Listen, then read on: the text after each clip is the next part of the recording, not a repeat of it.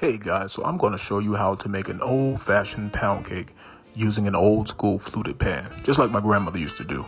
You will need this right here, and you will also need some Pam spray and or a generic, great value, butter flavor. That works just as good.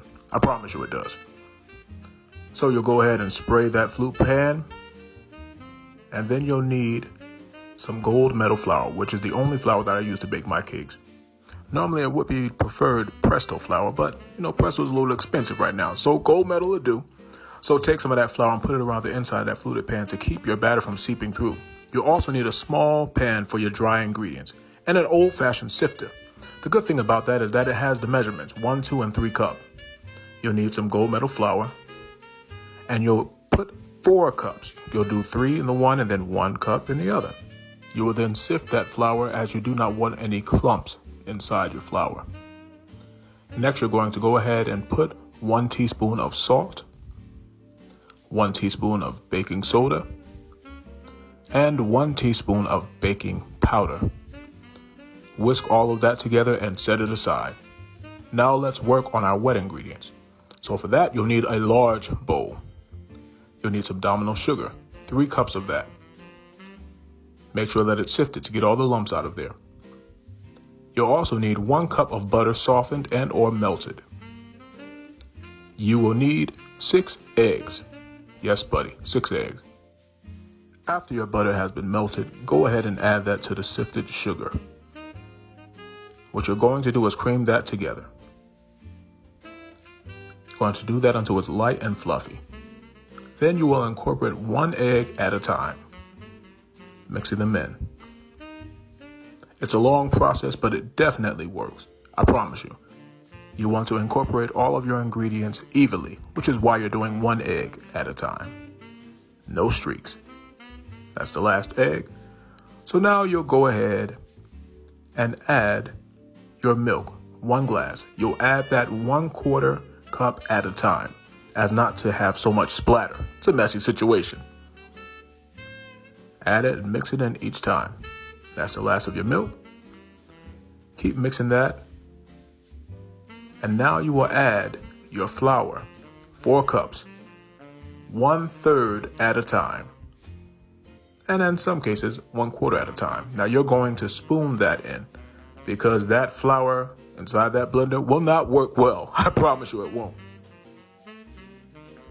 Mix all of that in there. And then here comes that wonderful hand mixer. Now you're going to go ahead and blend all of that until you see no more flour streaks within your batter. I figured I'd go ahead and make a lemon pound cake. So let's add 1 tablespoon of lemon extract. I like lemon. So mix all of that in there and you'll come up with a batter that's beautiful, just like this right here. Now you can go ahead and put it into your floured flute pan. Let's ladle that in there. Pouring it sometime will cause it to seep through the bottom. You don't want that. Made that mistake when I was about 13, the first time I ever baked a cake. But I pulled it together. Put it inside the oven for about a good 35-40 minutes. Secret to a clean station for me, pull that plastic up. And now your cake is done. Look at that. That's your lemon pound cake. Beautiful, just like my grandmother used to do. I hope that you enjoyed this video, that you'll go back and that you'll try the same exact recipe or tweak it and make it all your own. Enjoy your pound cake. All right, so my mother-in-law gave my wife these 3 bananas that she had that were ripening entirely too fast. So she said, give Junior these bananas and tell him to make something out of them. So I said, hey, why not make a banana nut bread? Let's do that. Because in our house, we have a motto, no food wasted. We're not going to do that. So what you'll do first is go ahead and get you a nice little bowl. And you'll peel your bananas and put them in there. Oh yeah, this is going to be really good. I promise you, you guys will love this. You go ahead and add a teaspoon of baking soda, mash the bananas up in there. And then you'll go ahead and whisk them all together, set them aside. Now in another bowl, let's get your wet ingredients for your cake. You will need 3 cups of granulated sugar. You will need 2 sticks of butter, which is equivalent to 1 cup of butter. and you'll cream all of that together, which roughly takes about a process of 15 minutes. Then you'll need 6 eggs. You will add them individually, one at a time, as you do not want to make a big mess. Next, you'll go ahead and you'll add your milk, 1/3 cup at a time. A lot of splatter calls for a big mess. You don't want that. Next, you'll add your imitation vanilla flavor or pure vanilla flavor, but I got imitation, so that's what we're going to use. Put that in there. Now let's work on our dry ingredients. You'll get some gold medal flour. You'll need 4 cups of that. And you will need a teaspoon of baking soda and a teaspoon of salt. You will also need a teaspoon of ground cinnamon. Whisk all those dry ingredients together. Now you'll get those bananas that you set aside and you'll add it to your wet mixture. Blend that in there 1/3 at a time. And then you'll go ahead and add your dry ingredients 1/3 at a time. That flour gets all over the place. I promise you, you'll be sneezing. It's a real ugly situation. You don't want that. After you folded that in there, now let's go ahead and blend that all together. Next, you'll go ahead and add the walnuts. Yeah, buddy. Spoon that in there. Now you can go ahead and add your batter to your bundt pan. Yes, ma'am. You're going to bake it for about 45 minutes to an hour, depending on your oven's heat index. And you'll come out with something beautiful like this right here. Look at that. Doesn't it make you want to just bite your screen? Good stuff. And because I had extra batter, I figured I'd go ahead and make some banana nut muffins. You know what I mean? No food wasted. I ain't going to throw that batter out. That's good stuff. Good eating. Look at the bottom. Brown, not brown. All right, so I will be showing you how to make ambrosia salad my way.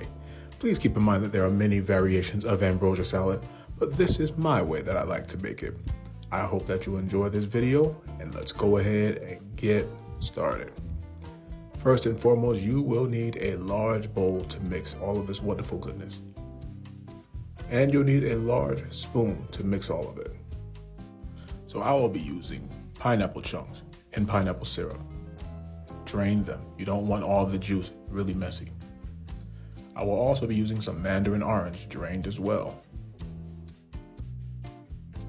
And be sure to get all of that wonderful goodness out of each bowl. You'll also need some diced peaches that have been drained as well. You can use fresh peaches or you can use canned. I use canned for the sake of time.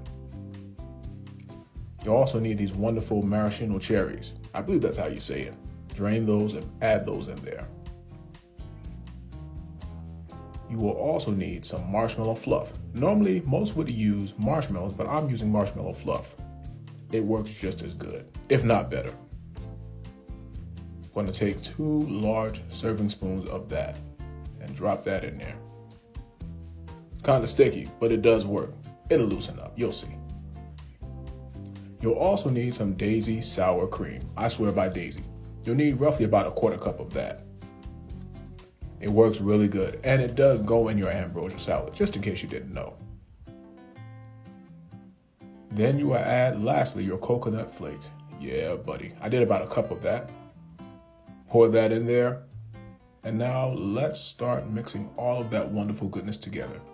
Now it's going to seem almost impossible to mix it and blend them together, but it will loosen up. You'll watch and see as we're continuing throughout the video. It's starting to combine nicely, but it's still a little clumpy, right? Keep at it, keep mixing and mixing. Can't you hear it singing to you? The ambrosia salad is just singing to you. Yes, ma'am, this is gonna be real good, I promise y'all. And as you can see, it's all combined nicely. You want it to be nice and smooth like this right here, and you'll come out with something wonderful like this. Here is your ambrosia salad. All right, so I had a steak for dinner last night, but I didn't want that again. I figured I'd go ahead and make breakfast for dinner again. Yeah, breakfast is always good for dinner. So I figured I'd make me a steak omelet, and I'll also top it off with some sour cream banana pancakes from scratch. Let's go. So first and foremost, you will need a large bowl. Yes, sirree, buddy. You'll need one of them. So now that you know that you need a large bowl, here are the ingredients that you will need. You will need my absolute favorite, gold medal flour, all purpose. You'll need 1 cup of that. You'll also need 1 tablespoon of baking powder, a 1/2 teaspoon of baking soda, a 1/2 teaspoon of salt, 1 egg.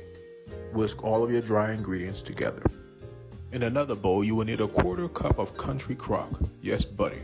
And you'll also need a half cup of granulated sugar and a quarter cup of Daisy sour cream. You'll whisk all of that together. Now add your dry ingredients to the wet ingredients, 1/3 at a time. Whisk well until you see no more flour streaks. Then you will add 1 banana. Slice it up as thick or as thin as you would like, and mix that in with a spoon gently. Get a little bit of butter, put it inside that skillet,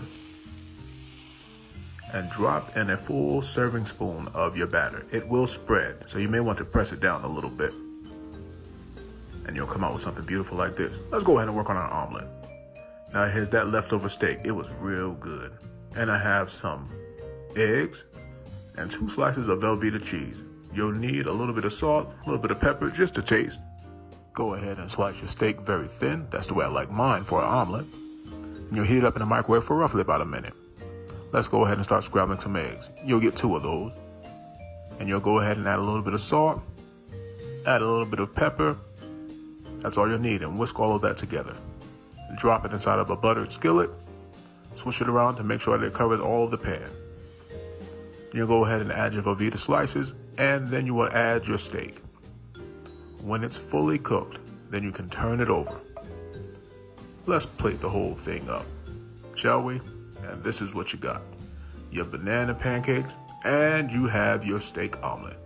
All right, let's make us some biscuits and gravy. Get a large bowl, and you will need about a cup of gold medal flour. I swear by that stuff. You will also need a full fat teaspoon of baking powder. Drop that in there. You'll need a half teaspoon of Morton salt. Sprinkle some of that in there. Whisk all of those dry ingredients together. Next, you will need Crisco. You're going to need a half cup of that, which is about 3 full tablespoons. Now go ahead and mix that into there like that, just like you see right here. Next, you'll need some cold milk. Roughly, you'll need about a quarter cup. You'll be adding that in turn. Incorporate all of that into your dry ingredients, and you'll come out with a beautiful dough that looks a lot like this right here. Now you'll go ahead and spray you a good old baking sheet with some non-stick spray and roll out your biscuits, being sure to pat them on both sides to get all those air pockets out of it. You're going to bake these inside the oven for about a good 25 minutes until they're golden brown like these right here. Look at the bottom of them. They're brown, not burnt. Now let's go ahead and work on our gravy. You're going to start with a roux, which will consist of 3 tablespoons of cooking oil and a tablespoon of flour. Whisk all of that in there, and you're going to let that cook until it gets like a golden caramel brown, like this right here. Now you're going to add some water. Whisk all of that in there so it's nice and smooth.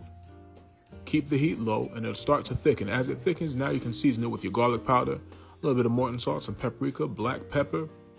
Mix all those beautiful seasonings in there. Now let's plate up our biscuits and pour that gravy on there, and voila. Here is your biscuits and gravy. Sop that gravy up with that wonderful biscuit. Man, now this is good eating.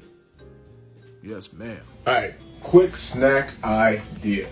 Got some dry roasted peanuts, a little bit of sea salt, got some honey, golden blossom honey, good stuff. Got some cayenne pepper for the muy caliente in you.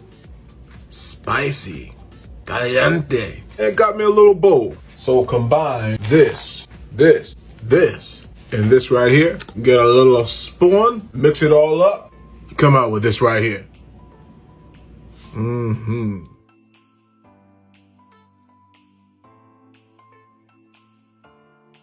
It's good stuff. All right, back to work.